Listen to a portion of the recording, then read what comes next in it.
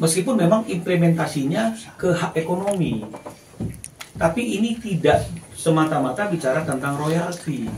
Nah, ini juga yang banyak terjadi kekeliruan dalam hal pemahaman, karena ketika ada pencampur adukan antara ketentuan pasal 9 Undang-Undang Hak Cipta di bawah judul hak ekonomi pencipta dibenturkan dengan pasal 23 di bawah bab yang berjudul hak ekonomi pelaku pertunjukan.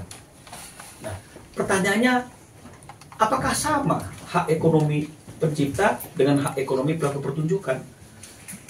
Harusnya beda.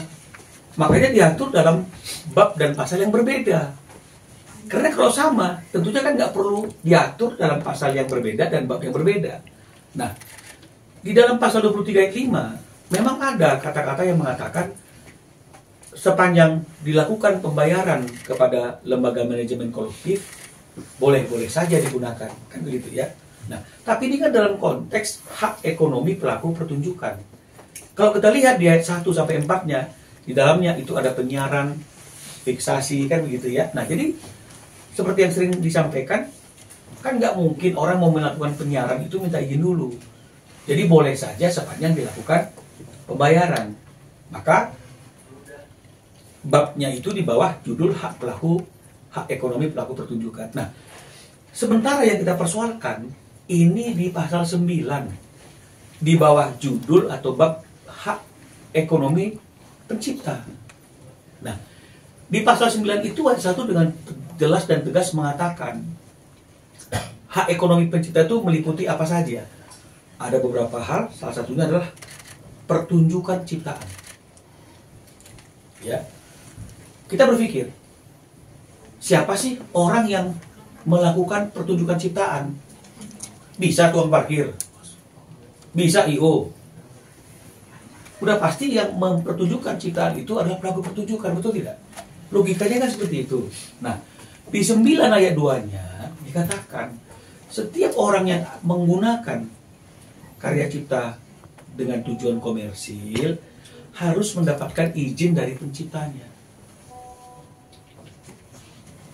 Jadi bukan dibilang bayar royaltinya terlebih dahulu, bukan dibilang bayar royaltinya terus kemudian ayat 3-nya lu boleh pakai asal bayar. Nggak ada di pasal 9 itu, nggak ada yang seperti itu. Yang ada satu jenis-jenis hak ekonomi itu termasuk pertunjukan ciptaan. Tentu pertunjukan ciptaan dilakukan oleh pelaku pertunjukan, dan di ayat 2-nya dikatakan bahwa setiap penggunaan karya cipta itu harus mendapatkan izin daripada pencipta. Nah, di 113 dikatakan kalau pertunjukan itu dilakukan, pertunjukan cipta itu dilakukan tanpa ada izin, maka ada sanksinya, baik itu kurungan badan maupun uang senilai 500 juta rupiah. Ini kita bicara bab ini, gitu loh. Nah, dalam persidangan kedua belah pihak itu kan bebas membuktikan apa yang ingin dia buktikan, kan itu kira-kira intinya. Kami membuktikan bahwa ini tidak melebar ke kanan dan ke kiri, tidak melebar ke masalah ekosistem dan eko-eko yang lain, tapi ini kita bicara mengenai masalah penegakan hukum sesuai dengan Undang-Undang Hak Cipta pasal 9 itu. Karena pasal 9 ini kan belum diganti, belum direvisi, masih berlaku. Kalau ada aturan-aturan di bawahnya, pertanyaan saya, apakah boleh peraturan-peraturan di bawah undang-undang bertentangan dengan undang-undang? Jadi kalau misalnya dibilang ada PP ini, ada statuta LMK misalnya, ini boleh enggak secara logika hukum? Boleh enggak peraturan di bawah undang-undang itu isinya mengatur sesuatu yang bertentangan dengan undang-undang? Ya udah pasti nggak boleh. Kalau terjadi perbedaan atau pertentangan, kira-kira yang dimenangkan, yang mana yang dimenangkan? PP atau undang-undang? Kan cuma blacknya seperti itu. Nah, jadi sebenarnya nggak ada yang keliru di sini. Nah, karena kita mengatakan ada 3 konser ya yang dilakukan oleh Agnes Mo menggunakan lagu Bilang Saja yang tidak melalui mekanisme sebagaimana yang seharusnya dilakukan menurut ketentuan pasal 9 itu tadi. Ya, Ari juga tidak serta-merta langsung mengajukan gugatan, ada prosesnya. Ini yang masyarakat harus tahu. Ada prosesnya melalui pembicaraan internal, melalui manajemennya, kemudian ada somasi, tapi kan tidak ada tanggapan, tidak ada respon. Mungkin menganggap bahwa apa yang diperjuangkan oleh Ari itu bullshit, karena yakin dengan apa yang disampaikan selama ini, yang difikirkan selama ini, itu nggak ada. Loh, padahal ada. Bukan hanya kami yang sependapat, yang berpendapat itu ada. Pengadilan niaga pun berpendapat itu ada. Itu ada. Maka gugatan kami diterima, tidak dikabulkan eksepsinya, dan kemudian diputus di pokok perkaranya. Jadi pertarungannya kan sudah selesai. Kenapa mesti dibawa lagi ke, artinya itu ke pertarungan di luar peradilan yang memperdebatkan segala sesuatunya? Tempat dan mekanismenya ada. Kalau tidak setuju dengan putusan pengadilan niaga, tempatnya itu adalah di kasasi Mahkamah Agung. Jangan jadi argumentasinya di mana-mana, di medsos, di berita, di mana-mana lucu. Makanya saya katakan jangan geser pertarungannya itu di pertarungan di luar peradilan. Karena nggak ada wasitnya kalau di luar peradilan. Ini akhirnya pro kontra. Yang setuju pihak sana pasti akan bilang kita salah. Kita yang setuju dengan kita pasti bilang ini udah betul. Nggak akan ada habis-habisnya. Sementara di peradilan ada orang ketiga, ada wasitnya yang ngerti hukum. Ya, ada ngerti hukum. Kita nggak boleh a priori dengan lembaga peradilan, meskipun mungkin tidak semua orang yang ada di dalam lembaga peradilan itu benar, tapi kita nggak boleh kehilangan keyakinan atas eksistensi mereka. Karena saat kita kehilangan kepercayaan kepada lembaga peradilan dan orang-orang yang ada di dalamnya, maka pertanyaannya, buat apa lagi kita melakukan upaya hukum dalam peradilan? Tutup aja peradilan kita, bubarkan aja pengadilan. Jadi kita nggak boleh kehilangan kepercayaan atas peradilan kita, atas hakim-hakim yang ada di peradilan tersebut. Jangan mengeneralisasi. Kalau misalnya ada satu orang yang nggak benar, nggak ada yang sempurna. Di profesi apapun pasti ada yang nggak benernya, kan begitu. Tapi kan bukan berarti kemudian itu membuat semua profesi jadi nggak benar karena ada satu dua orang. Kita nggak boleh kehilangan keyakinan atas netralitas dan kemampuan pengadilan dalam memutus perkara ini. Nah, makanya saya selalu bilang jangan pindahkan pertarungannya dari peradilan ke luar peradilan. Kalau memang ada bukti, kan ada tempatnya kemarin pada waktu persidangan bukti-bukti itu diajukan. Kalau dia nggak sependapat, kan dia sudah dengan bebas menyampaikan pendapat-pendapatnya dalam persidangan. Kan nggak mungkin dong dia tunjuk orang yang tidak kompeten dalam perkara ini, kan begitu kan? Pasti dia tunjuk kepada pengacara yang dia yakin pengacara itu memiliki kemampuan untuk mempertahankan haknya. Dia yakin pengacara yang mampu untuk menyalurkan semua bukti, semua pendapat yang memang harus disalurkan. Dan itu sudah dilakukan. Tapi ada putusan. Ya, kita kan harus menghormati putusan ini. Kalau kita nggak setuju, sampailah di Mahkamah Agung. Bukan kemudian ini jadi rame. Karena kalau kita bawa ini ke dalam media sosial, pemberitaan, ini nggak akan ada ujung-ujungnya. Yang ada riscuh. Semua berpendapat. Tapi pendapat mereka benar apa tidak? Heaven knows. Karena subjektivitas. Betul tidak? Tapi kalau pengadilan itu hakim-hakimnya nggak ada kepentingan. Nggak ada kepentingan hakimnya. Dia melihat perkara ini pasti dengan objektivitas. Siapa yang mendalilkan sesuatu berkewajiban untuk membuktikan dalilnya. Kalau seseorang yang mendalilkan ini tidak bisa membuktikan dalilnya, tolak, betul tidak? No, dia melihat penggugat dan tergugat, dan dia sampai kepada suatu keyakinan dan memutuskan penggugat telah berhasil membuktikan dalil-dalilnya, maka dikabulkanlah gugatannya. Loh, kenapa kemudian kita teriak-teriak di luar pengadilan, kemudian dibilang itu serakah, dibilang itu bertentangan dengan ekosistem, dengan ini, dengan PP, dengan itu? Kenapa dia seperti itu?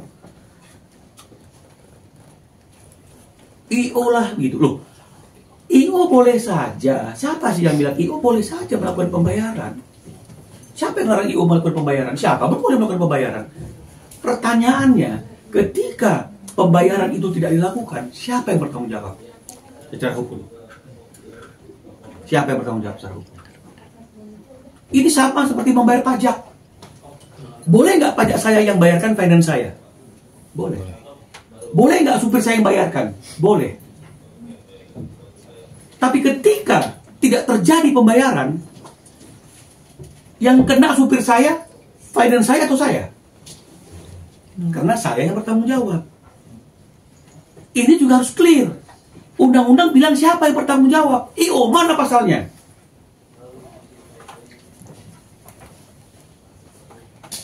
Kalau dibilang bahwa pelaku pengusaha ini segala macam, bedakan mechanical dengan live performing. Jangan dicampur aduk kayak gado-gado semuanya, gitu loh. Mungkin kebiasaan selama ini karena pelaku pertunjukan itu sibuk mempersiapkan dirinya untuk mempertunjukkan karya cipta itu, sehingga dibantu kemudahannya itu dilakukan oleh IO, kan begitu kira-kira intinya. Tapi ketika itu tidak terrealisasi, maka harus ada yang bertanggung jawab. Nah, undang-undang hak cipta itu tidak pernah kita lihat ada kata-kata IO. Yang disebutkan di situ adalah pelaku pertunjukan yang mempertunjukkan suatu karya cipta. Jadi walaupun dikatakan setiap orang yang menggunakan karya cipta, mempertunjukkan karya cipta secara komersil, wajib mendapat izin. Nah, sekarang pertanyaannya, siapa orang yang mempertunjukkan karya cipta? Logika kita lah siapa coba? Bisa IO nyanyi. IO itu bisanya menyiapkan tempat, mengatur penyelenggaraan. Tapi yang menggunakannya siapa?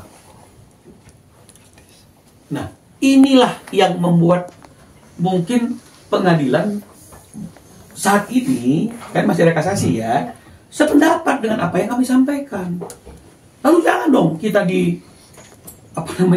dia diserang-serang dengan kalimat-kalimat butuh uang lah, butuh ini, enggak.